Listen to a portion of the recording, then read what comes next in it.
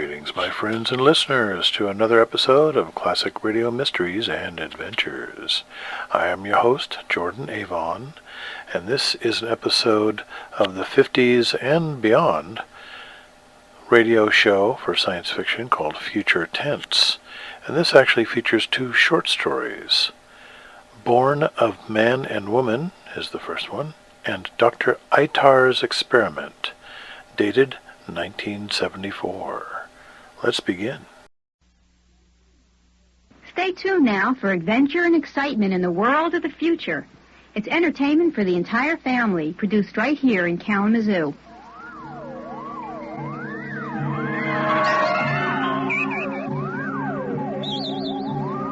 Join us now for a voyage into another dimension. A journey into a realm as infinite and limitless as time itself. Our destination, the farthest reaches of the imagination. WMUK Special Projects presents Future Tense.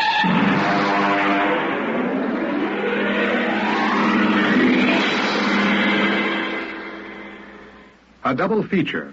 First, Born of Man and Woman by Richard Matheson. Adapted especially for Future Tense by John Scott.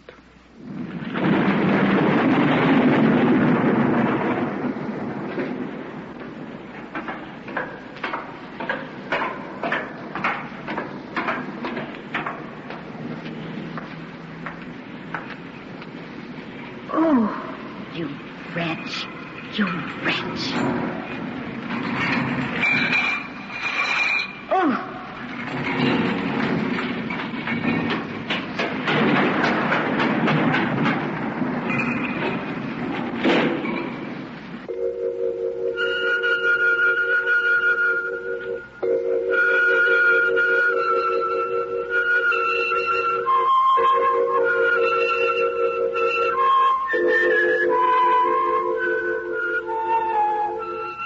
This day, when I had light, Mother called me wretch.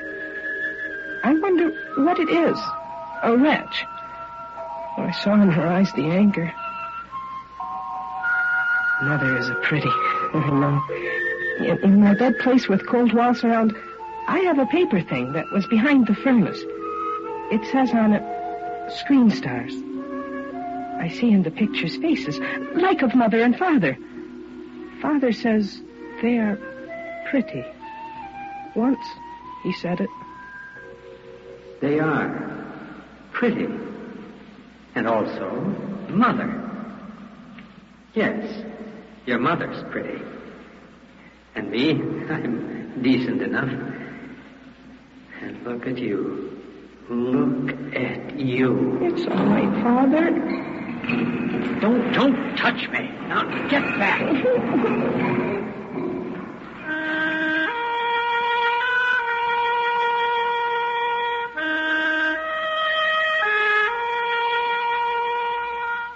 This day, Mother let me off the chain a little, so I could look out the little window. That's how I see the water falling. I see it falling all around. The ground sucks up the water like thirsty lips. It drinks too much and gets sick and runny brown. I don't like it.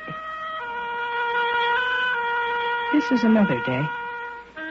This day, there is a gold ball in the blue upstairs. As I know, when I look at it, my eyes hurt.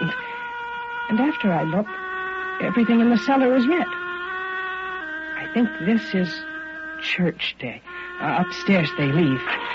The big machine swallows them and rolls past and is gone. In the back part is the little Mother. She is much smaller than me. I can see out the little window. All I like. In this day, when it gets dark, I had eat my food and some bugs. I hear laughs upstairs. I like to know why there are laughs for. I take the chain from the wall and wrap it around me. I walk to the stairs. They creak creak when I walk on them. My legs slip on them. 'Cause I don't walk on stairs. My feet stick to the wood. I go up and open the door. It is a white place. I go in and stand quiet. I hear the laughing some more. I walk to the sound and look through to the people. More people than I thought was. I think I should laugh with them, but I trip on my chain. Oh, what are you doing up here? Where are the chips? What fell? The ironing board. Come help me with it. Now, is that so heavy that you have to... He sees me. He grows big. The anger comes in his eyes. He hits me. I spill some of the drip on the floor from one arm. It is not nice. It makes ugly green on the floor. You get to the cellar. Now. I have to go. The light, it hurts some now in my eyes. It is not so like that in the cellar. Must you tie him like that? Not so tightly, Jeff. Would you like him to entertain your guests? Oh, God. And only 8 years old.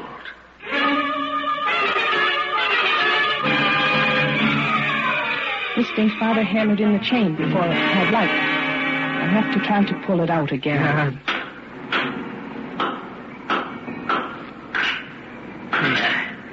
That should hold it. Now, you were bad to come upstairs. Do you understand? Never do that again. Never. Do you hear me? If you do, I'll beat you hard. I hurt. I sleep and rest my head against the cold wall. And I think of the white place upstairs.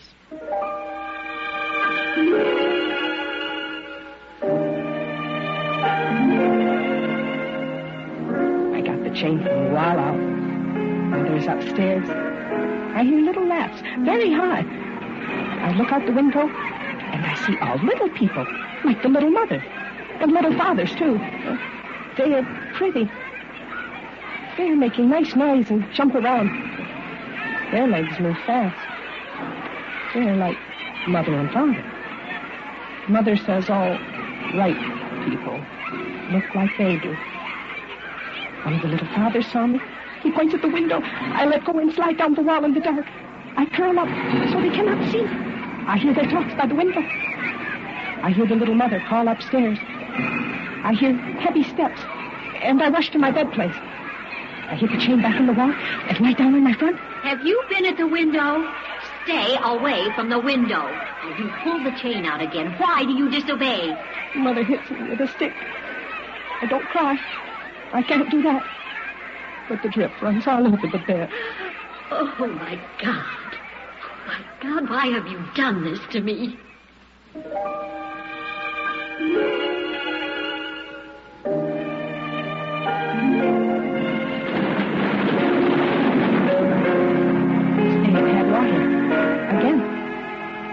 Mother is upstairs. I hear the little one come slow down the steps. I hide myself in the coal bin, for Mother would have anger if the little mother saw me. She has a live thing with her. It walks on her arms and has pointy ears. The live thing smells me. It looks at me, and its hair stands up. In the throat, it makes an angry noise. It jumps at me. I didn't want to hurt it. I got fear because it bites harder than the rat does. I hate the little mother screams. I get live thing tight, kiss it all together. It's all lumpy and red on black coal. Kristen, where are you? I hide when Mother calls. I am afraid of the stick. I creep over the coal with the thing. I hide it under my pillow and rest on it. I put the chain in the wall again.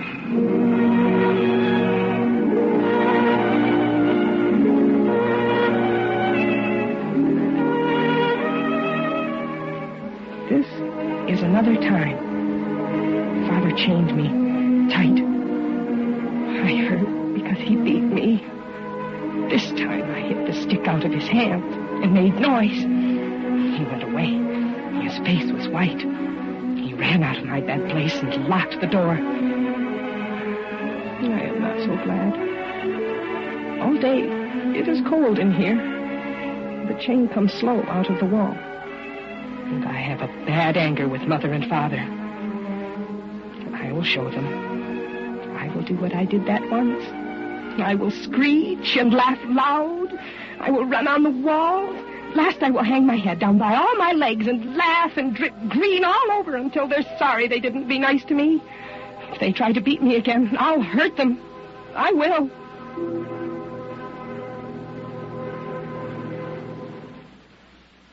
Dr. Eitar's Experiment, written especially for Future Tense by Martin Gingrich. Report number 276J from Virgil Blake, Chief Investigator, Federal Bureau of Human Concerns. Subject, Dr. Eitar's Experiment.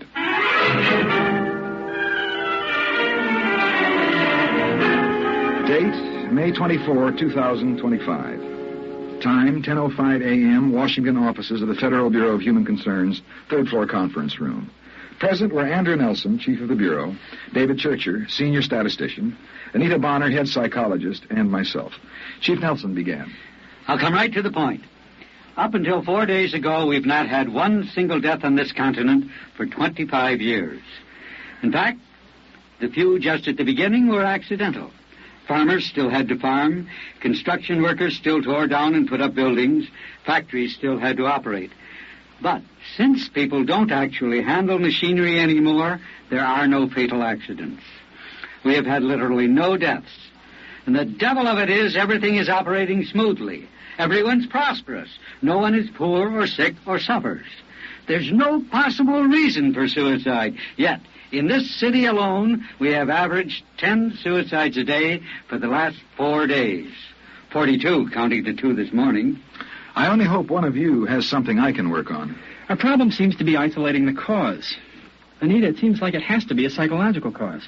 Our whole study so far points to what it is not, although, of course, we can't be sure. Well, what isn't it then? In the 5 years preceding the complete implementation of Dr. Eitar's program, the best minds in the country weighed and argued probable results. The greatest fear, expressed mostly by artists and psychologists, was that life would become boring. Nothing new could ever develop. And because Eitarin makes people sterile, we would not even have children to challenge our boredom. Creativity would cease to exist. I agreed. But at the time, most people thought it a small price to pay for eternal life, eternal youth.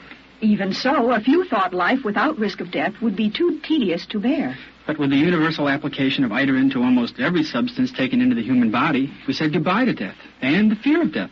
Anyway, as soon as I received the reports on the first suicides last Thursday, I asked Dave to think of boredom as a possible cause when he examined the files of the victims. The statistics we have now will not support that theory. These suicides were not caused by depression, boredom, or hopelessness. What were they like, Dave? Any pattern?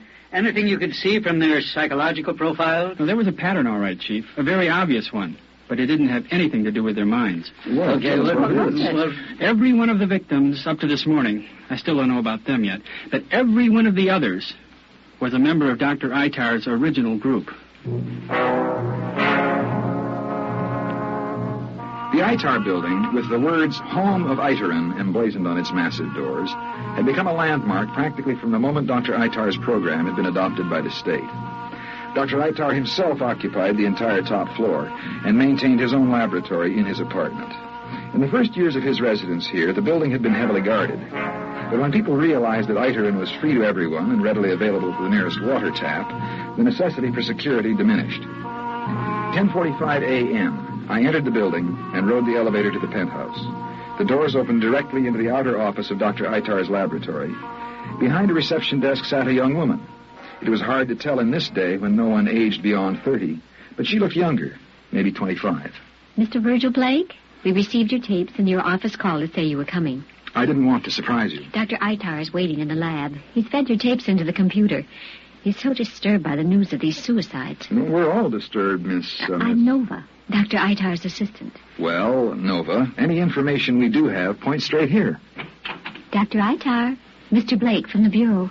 What? Who? Your surprise is normal, Mr. Blake.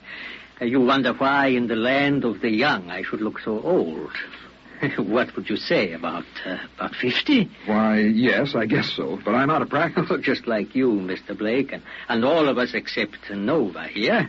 I am much older than I look. What's different about Nova? She is exactly the age she looks.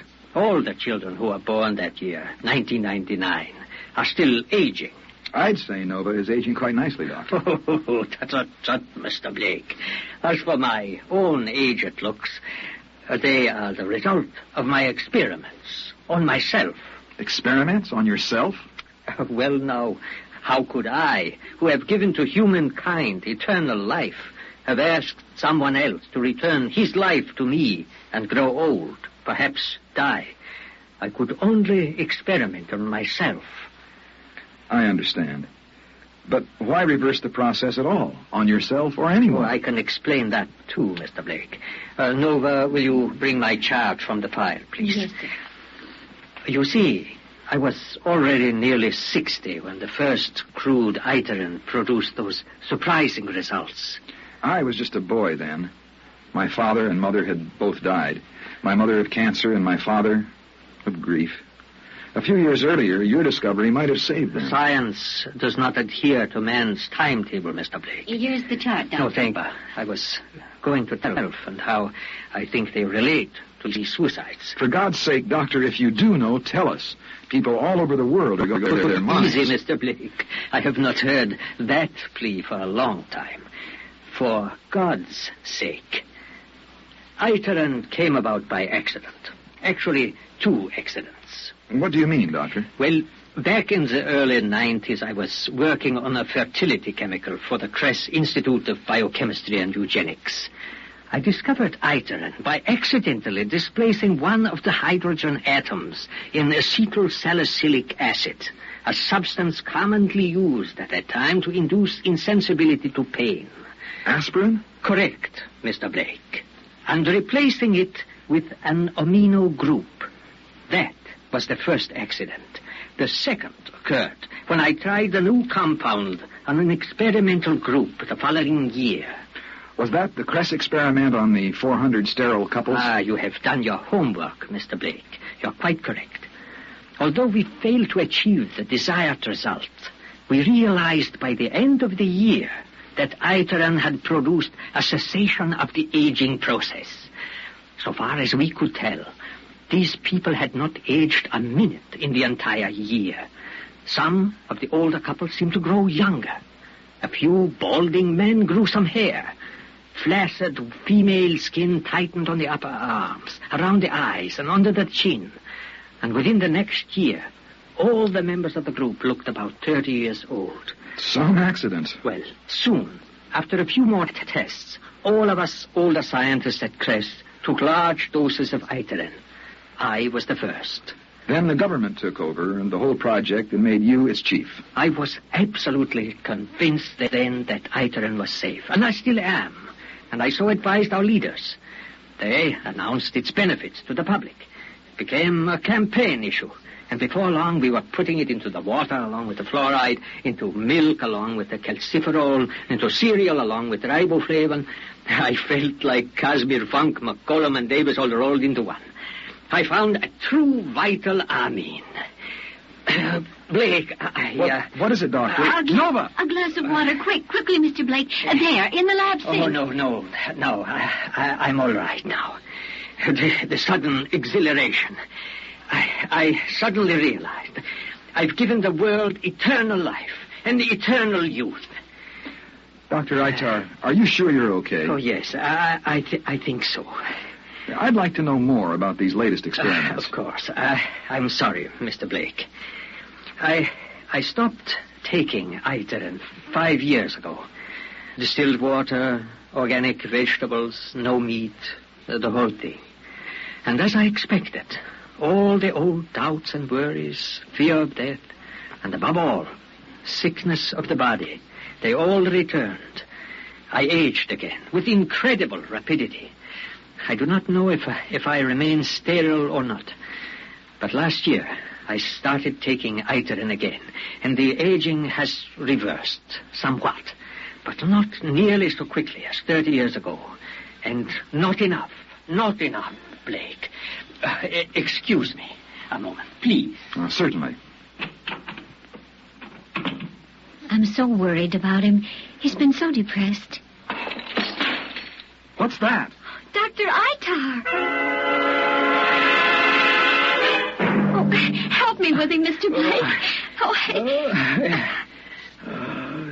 Oh, it's too late. Goodbye, Nova. Ich gehe zu neuer Leben. Look, Mr. Blake. He's smiling. What's in this jar, Nova? It says AS-203. Arsenic trioxide. What was that he said before He said, I go to a new life.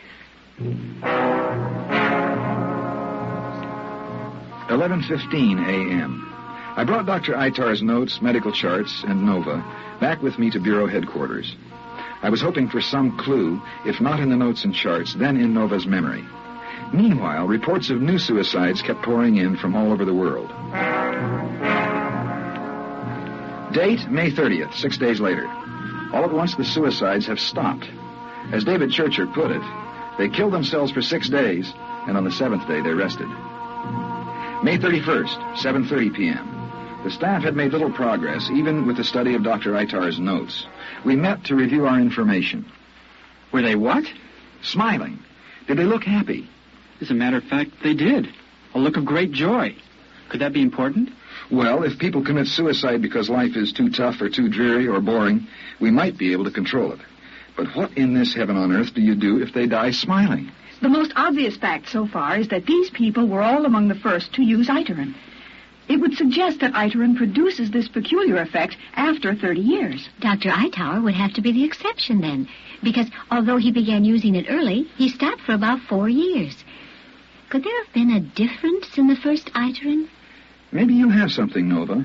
Dr. Eitar said something about the first crude Eitarin. I wouldn't count on that, Blake. Our chemists tell us that Eitarin has had the same basic structure since its discovery.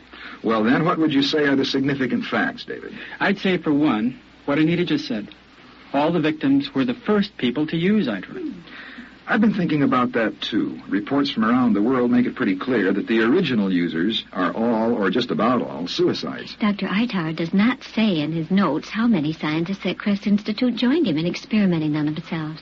No, but I have the feeling this sudden stop in deaths means that they are all dead. If that's the case, we may have about a 5-year reprieve. Small comfort in that. We still have to account for what Nova said about Eitar.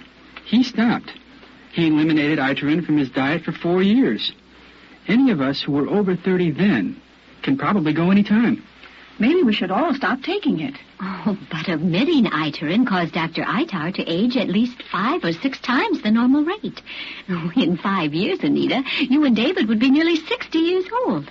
I put that down as fact number 3, rapid aging. What I really want to put down is what happened to these people, to Dr. Eitar and the others. I think we were right from the start about the boredom. These people were not bored. Dr. Eitar, for example, worked until the end as hard as ever on his experiments.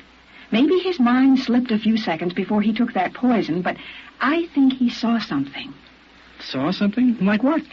I think he saw heaven. Oh, I know that sounds crazy, and no, my mind's not slipping, but just think. Standing still for 30 years. Even if you are in paradise, you eventually get restless. You want to change. Dr. Eitar gave us an almost perfect life.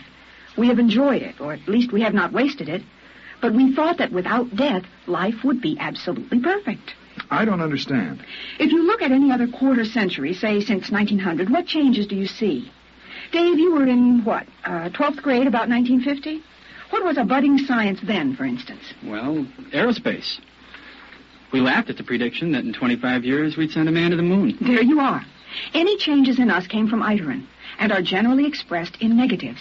No children, no old people to worry about, no schools, no hospitals to finance. We took life easy. Do you know these 10 days are the hardest I've worked in 25 years? I'd forgotten I could feel tired. But earlier, people had to work, struggle, and fight. Advances came from battles won. You're right, Anita. In those terms, we have just stood still. That is why I think it was some sort of vision for these ecstatic suicides. The look on their faces almost proves it for me. Maybe I can't put it down as fact number 4, but death is the next logical step to heaven on earth. Then Eitarin affected their minds? Yes. What would happen to the mind, Anita, if suddenly there were no more Eiterin? It would age, too. Grow senile. More than likely, we'd have more suicides. Many more. Remember, for 25 years, we have not had to cope with troubles or sickness, despair and death. Our choice seems to lie between death and death. If we keep on as we are, in another 5 years, the whole human race will commit suicide.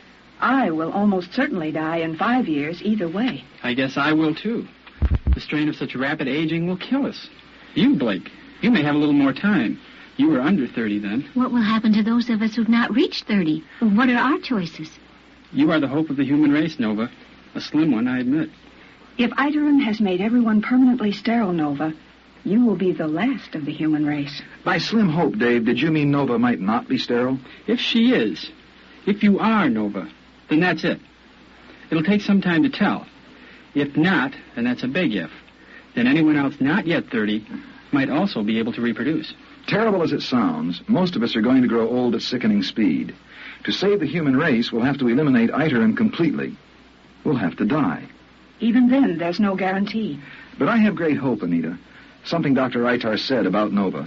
The children of her year, 1999, they are still aging. That means they must still be growing, developing, and if they are also creating. It's the best we have to go on. What do we do next? Remember that old expression, Dave? We pass on. We have only one choice. The world must choose, and live or die with that choice. Remember, 25 years ago, they voted to do away with death. Isn't that risky? Dangerous? Letting them choose? What if they... They won't.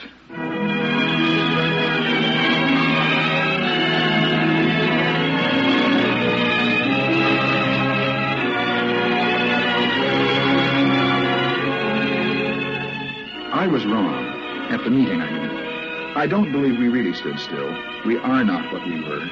When we were thrill seekers, social climbers, money grabbers, we chose eternal life. We aren't any of those anymore.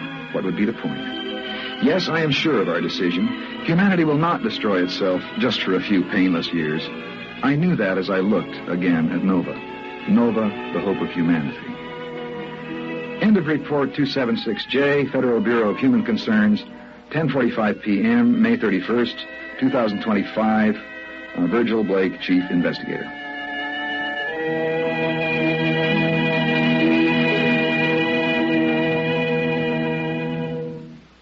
WMUK Special Projects has presented a double feature. Born of Man and Woman was written by Richard Matheson and adapted especially for Future Tense by John Scott. The cast included Peg Small, Mark Spink, Cullen Bailey, and John Scott. Dr. Eitar's Experiment was written especially for Future Tense by Martin Gingrich and featured John Phillips as Virgil Blake. Others in our cast were Ruth Heineck, Richard Atwell, Peg Small, and Richard Niesing. The part of Dr. Eitar was played by Mark Spink. Future Tense is produced and directed by Ellie Siegel.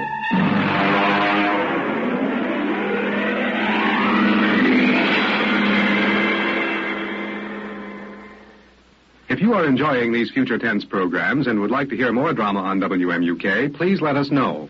Address your comments as well as suggestions for future programs to Future Tense, WMUK, Western Michigan University, Kalamazoo, Michigan. The zip code is 49001.